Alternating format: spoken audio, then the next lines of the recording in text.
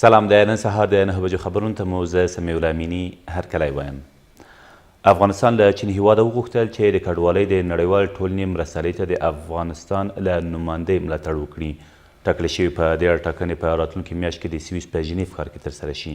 د هیواد د بهرنیو چارو وزارت سرپرست تېره ورځ په کابل کې د چین له سفیر سره په کتنه کې له دې سربیره د افغان سولې په اړه د بیجینګ له دریځ او له وچکالۍ ځپلو سره د هغه هیواد د مرستو له امله مننه هم وکړه. د چین سفیر یو ځل بیا د افغانانو په مشرۍ او مالکیت د سولې له بهیر خپل ملاتړ په ډاګه کړ او زیاته کړه چې اوس د دې وخت رارسېدلی څو د خبرې د افغان دولت او طالبانو ترمنځ پیل شي. د افغانستان لپاره د آلمان ځانګړی استازی وایي هیواد یې له افغان سولې سره د مرستې په برخه کې له هیڅ راز هڅو ډډه نه کوي او د تل په څیر د همکارۍ لپاره چمتو دی.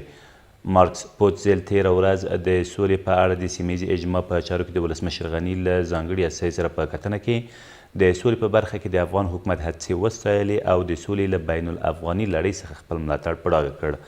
محمد عمر داوزي په دې کتنه کې چې په برلین ښار کې ترسره شوه له افغانستان او په ځانګړې توګه له افغان سولې بهیر سره د آلمان له همکاریو د مننې ترڅنګ د هغو د دوام غوښتونکی شو.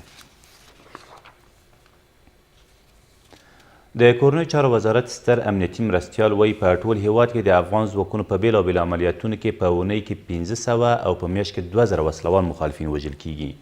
خوشحال سعادت تېره ورځ په یوې مشورتي ناسته کې زیاته کړه چې دغه عملیات همداراز دوام لري. نوموړي د پولیسو په لیکو کې د سیاسیونو او زورواکو د نفوذ له امله سر وټاکه او زیاته کړه چې پولیس باید غیر سیاسي وي. متيقن هستم رهبری جدیدی که تعیین شده عملیاتایی که صورت میگیره دشمن خواب و خیال سقوط ولایت نداره. هفته 500 نفرشان ما کشته میریم.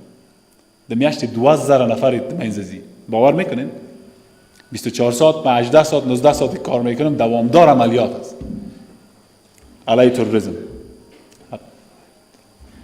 ضربات هوایی، عملیات شبنگام صورت میگیره.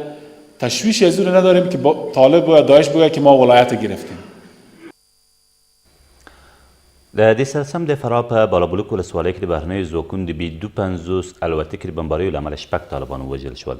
د دغه ولایت د امنیه قومندانۍ ویاند وایي په دې بمباریو کې چې تېر ماښام نږدې 9:30 بجې په تودنک سیمه کې ترسره شوي 4 نور طالبان ټپیان او یو موټر هم له منځه تللی دی.